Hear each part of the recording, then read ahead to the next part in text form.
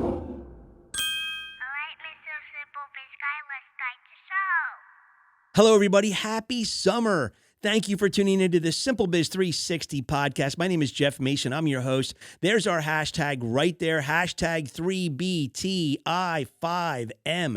That's where you can find us on most of our platforms and social media. So we are on now Rumble TV in addition to IGTV, Gab TV, and YouTube, and then on 28 listening platforms. So today, I'm going to just let you know up front, we're going to be a little longer than 5 minutes, maybe not much, but we aren't going to fit in at the snug 5 minutes. And we really don't have a traditional 3 tips, but we're going to ask a series of questions as we look at the 2 sides of the experience economy coin. So again, what's this experience economy? We hear the title of, we need customer experience managers, which are really checkout personnel, and clerks at retail stores. But that's what they're calling it now, right? Well, this whole idea of creating an experience for the customer is really where this is coming from. And so the economy is really this experience economy because many times now customers are judging and evaluating, and they're looking at their transaction, and they're not really as focused on the goods and services, the meat and potatoes of the transaction, as they are the way the meat and potatoes was served to them. The experience of going and buying that meat and potatoes, whether it's an object, it's an appliance, whether it's a meal, whether it's a car, whether it's a home, or whatever it is, or you're at the grocery store. It's what is this experience like for me? And that's where we're in this, we're in the middle of these metrics now. So we're gonna take a look today at little business behaviors that are projecting true intent. So I really just want to challenge the ownership of companies, the leadership of companies. Again, bouncing off episode 193 we did the week prior, kind of think about it if you're an executive. How can you get more in touch with the ground level of what you're doing? And so let me give you a couple of ground level questions to ponder. Then I want to give you the other side of this experience coin. And honestly, if I had the Simple Biz Experience Economy Achievement Award, I would give it out to the following 2 people I'm going to tell you about at the end of the show, because the experience was just wonderful, and I want to share it with you. So we all have experiences in our own career, in our own lives. And so, again, you can bend your brain and think about a lot of these on your own, but let's take a look at, just a couple questions. Where is the smile? Okay? Restaurants, banks, doctor's offices. Where is that smile from that person that's customer facing? It's that first encounter we have with your company, with your office, and we are met with no smile. What's that saying? What's that little business behavior saying to that person walking into the bank? Well, I can tell you, I thought it was kind of, it's been kind of rude in many banks that I've gone to that just never say hello. And I think you've heard the episodes before, if you've ever watched the show for a long period of time, is why does half the country, instead of saying, hello, Jeff, they say, hey. Well, we're in this very casual business, lane right now where people just, hey, you know what, I'm not having a good day. I don't want to smile. And I get it to a degree. But if you're customer facing, you're walking in a restaurant, hello, thank you for coming in tonight. How can we help you? How many do you have tonight? Did you have reservations? With a smile, right? We have to be conscientious of that. So what are we, little business behavior of not smiling? What is that? What is the true intent message there for the customer? Are they about to get bad service? Are they about to have an ugly experience? Well, hopefully not. Where's the eye-to-eye contact, right? Someone comes in your restaurant, you've got a hostess or host out there, that's got to be one of the training guidelines is, you've got to establish eye-to-eye contact with that person. If you're a waiter or waitress, or you're on a plane and you're a flight attendant, you've got to make eye contact with people to make them feel like they're having a good experience, right? It connects the business with the customer. And so if you're not smiling, if you're not engaging in eye-to-eye contact, it's an ugly start. I was shopping for banks. I think you've heard me tell the story if you've been watching for a while. But I was shopping for banks, two business bank accounts. And I picked out my optimum bank, and I walked in and I was made to feel like I was an intrusion. Listen to me, bankers. I don't care what bank you're with. You got to wake up to this. You've got dozens and dozens of people walking in that door every day, and they're being made feel like they're an intrusion for walking through that door. So I sit down with this young lady, and I'm trying to look at ways to open bank accounts. She never made eye contact with me, asked me what I wanted, told her what I wanted. She left me with a pair, gave me some information in a folder and sent me on my way, never smiling, never making eye contact with me. I want nothing to do with that bank, never went back. C'est la vie, right? It's over. I'm not going to do anything with these people, and I didn't. So again, restaurants, managers, teammates, and within companies, customer service departments, when you're on the phone with people, you've got to be smiling when you're on the phone, right? I mean, I have to be smiling when I'm doing the podcast. I don't always remember, but I have to be, right? So, and again, why are we addressing people as, hey, if you're a financial advisor and you're calling potential customers who are going to fork over a $500,000 portfolio, $1.5 million portfolio, for Pete's sake, let's get their name. Mr. Mason, hello, Jeff. Jeff, what's your wife's name? Oh, when they come in next time, say, how's Monica? And your daughters, Marissa and Amanda, doing? It has to end. The casualness of, being in high school or being in college. Once you get into business, you've got to start addressing these people by their name, and especially portfolio managers, financial advisors. I can't tell you how important that is. And if you're not doing that, you're missing the boat, and you're not carrying a portfolio that you could be carrying just by addressing people by their name. Why is the name so important? Dale Carnegie tells us it is the sweetest sound to anyone's ear when you call them by name. So just think about that. If you're a loan officer, a salesperson, an insurance agent, just, make an effort to find out their names. It does help. Why can I hear you typing for 3 or 4 minutes when I'm at the front desk and I have a customer complaint? It happened to me a couple weeks ago, right? I had, and I'll be honest with you, I paid over $200 a night for a hotel room, and I had a shower that was clogged. It was clogged. And it was, that's a gross experience in the morning, paying $200 a night for a hotel, and I got a shower that I'm picking up all this dirty crap on my feet during the shower. Okay, so, I didn't bellyache or call anybody to come up. I finished my shower, did what I had to do. I went down to the front desk and I said, hey, is there any way I could get a discount for last night? I mean, for the amount of money I'm paying, it was kind of, it wasn't a pleasant experience this morning having to shower with all this stuff up to my ankles. I'll see if you're going to have to deal with the hotel manager. I'll see if she can help you. Okay. So they went in, said, you could hear the hotel manager. And then, this young lady comes out. She helps the next customer in line. And then the next customer, now 3 or 4 minutes have passed. I'm hearing the hotel manager still typing in the room. I'm not important enough to stop typing. And then this young lady says, yes, can I help you behind this young man? He's waiting on the hotel manager. I said, excuse me, time out.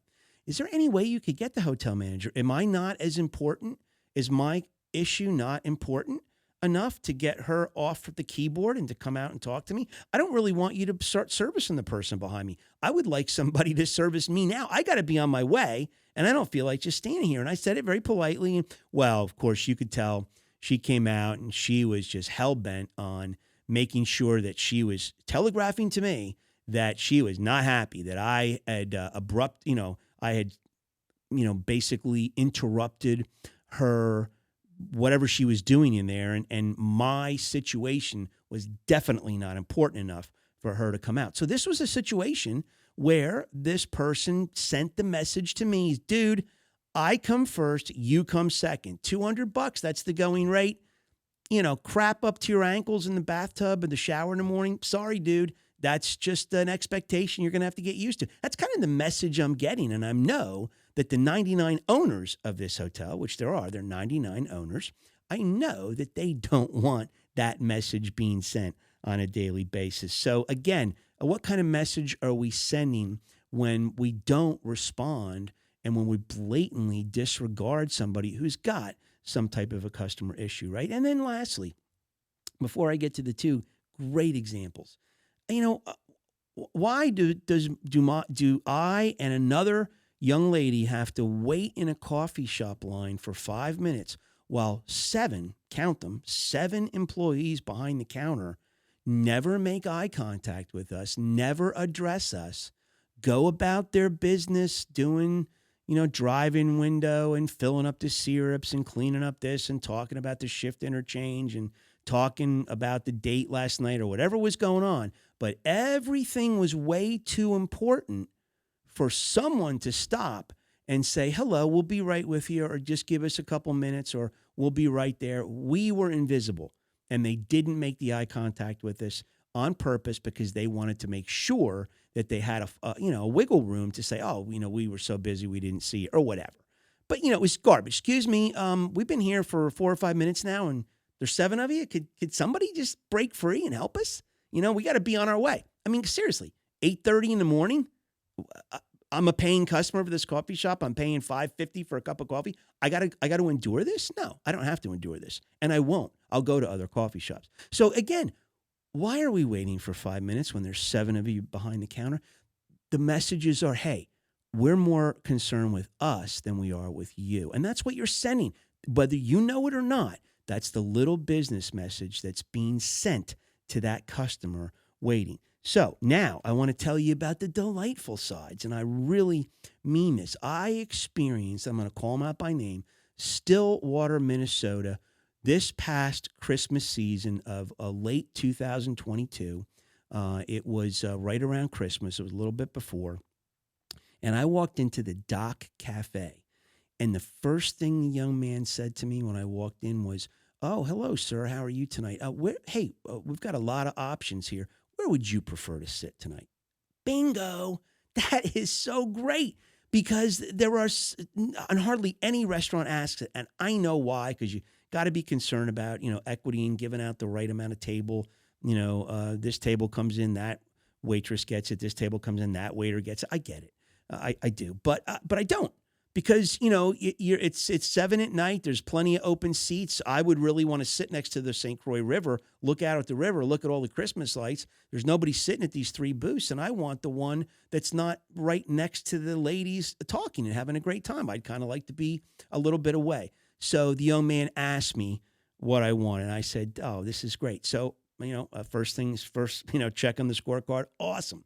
So he was pleasant, super helpful, very engaging, told me all about the menu, and I ordered something that's basically a staple in their, in their offerings. And it wasn't good. I won't go into it all, but it was just unpleasurable eating it. It was not good.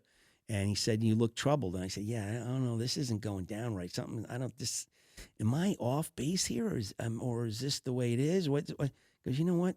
Looks a little off center. Doesn't look like it usually does. You know what? We'll make whatever you want. 2 seconds later, the manager comes over. Oh, we are so sorry, sir. I'm going to take a look at this. Maybe we'll talk to the chef. Maybe there's something wrong with this food before he cooked it. And I apologize. What else could we get you? Don't worry. And they actually gave me, my meal on the house. I don't mean to, but I have to tell you the truth. They said, we feel bad about it, so we want to give you this meal. And, the overall experience and all the other conversations we had and the attentiveness and the care I got, I said, you know what, I'd love to have you guys on my podcast. I think your level of customer service just off the charts. I said, you know what, yeah, let's do it. And I haven't scheduled it yet, which I will. But I want to make sure I call them out. The Dock Café in Stillwater, Minnesota. If you're ever there during this summer, you want a great burger, you want a great place to eat, right on the St. Croix River, you will not be disappointed, I assure you. And then the other company I just want to mention is, I think this is one of the best stories I've been part of in my buying career as a homeowner. We had to get new windows. So about 2 years ago, we went out. It was a big job, right? We got to get 20 windows. You're talking, 5-figure job, well into 5 figures. And who do we pick for the windows? So we get some bids and we pick this company, and I'm going to tell you it's Home Comfort Interiors in St. Peters, Missouri. We picked Home Comfort Interiors. A husband and wife run the company. Their son's involved in the company. And so we gave them the job. And then after we gave them the job, they said, you know what, Mr. Mason, can we come by and just measure a second time just to make sure we've got everything airtight. Oh my gosh, can you come back? You know, you want me to fix you some, eggs and bacon? I mean, I'm like, yes, this is great. You know, to avoid mistakes. I love it. Come on in. So they did. They came in, they measured, they did everything wonderfully. And then when it came to installation day, we scheduled it out. They bought the windows. Everything came in maybe a couple weeks late. They got us on the phone and let us know what was happening. So we were well aware that, and this was right around, this is 2021. So, it was right after COVID, the supply chain issues everybody's been going through. So, hey, no, not a problem. So we finally get the windows start getting installed in late May, right before Memorial Day. So a team of 4 people come out on Monday morning, and they work for a half day together, making sure everything's set up right and they're getting the windows in. And then they say, hey, listen, 2 of us are going to peel off, and these other 2 gentlemen are going to handle the rest of the installation, 2 young guys, and you're in good hands. They'll do a great job. Now, what happened the next 3.5 days is absolutely amazing. First of all, they showed up every day on time, just like they said. Second thing is they were super polite. Third thing is they took down all of our blinds, and when they were done, they put all of our blinds back. And that's a pain in the rear for us, my wife and I. I mean, we didn't look forward to it. Not a problem, Mr. and Miss Mason. We'll take care of it. They did every window with excellence. When they left, they cleaned up they cleaned up behind themselves and made sure that everything was in order. When those 2 young men left 3.5 days later, so now this was a 4-day project, I will tell you, you would never, ever in a million years know that I just got 20, 22 windows installed in my house for the last 4 days. You couldn't see any evidence of it. They did such a wonderful job. 2 years later, I'm talking to you right now in June. This is taping in late June of 2023. Those windows have been golden, that have kept us warm in the winter, easy to open. Everything works right. We had 1 warranty issue. They came in lickety-split and took care of it. And I will tell you that experience they left us with was absolutely stellar. Anyone in St. Charles County looking for windows, Home Comfort Interiors in St. Peter's, you just tell them Jeff Mason sent you. And I mean, I'm telling you, these guys were golden. So those are the 2 sides of the experience coin, where they called us by name, they looked us in the eye, they didn't have to be pestered to clean up. They did everything independent of us asking. They were professionals through and through, polite, good at what they did, and they created an overall wonderful experience for us. And guess what? They're guests in our house doing it. And that's a big, tall order when you have people coming in your home and, kind of invading your home, if you will, to do something. And for these guys to do it the way they did it, you will not be disappointed, I'm sure, anyone in St. Charles County. So those are the 2 great stories. So, I always want to look at, or try to look at and find some bright spots. But again, bouncing off episode 193, executives, leadership, teams, managers out there, if you're trying to understand how your companies could improve. You're trying to understand what your companies are doing wrong, what they're doing slightly off center, what's agitating customers. You've got to get down to the ground level. Be the customer, be the worker, be the unpacker, be the shipper. Understand what's going on. Be the person that should be smiling. Are your people smiling? Are they making eye contact? What are the little business behavior that are going on? And then what are the messages those bad business behaviors are sending, or what are the good ones? So what's the intent? Because guess what?